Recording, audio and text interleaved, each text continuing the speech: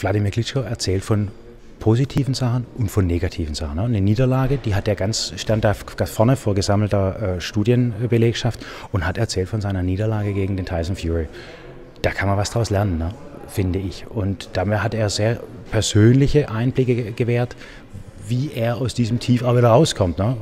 Unser Studiengang CAS, Change and Innovation, vermittelt Ihnen Grundlagen des Challenge Managements.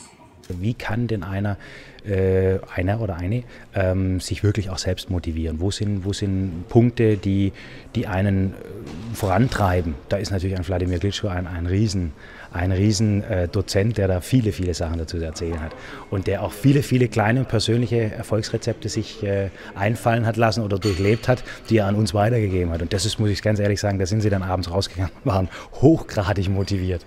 Also jedenfalls ging es mir so.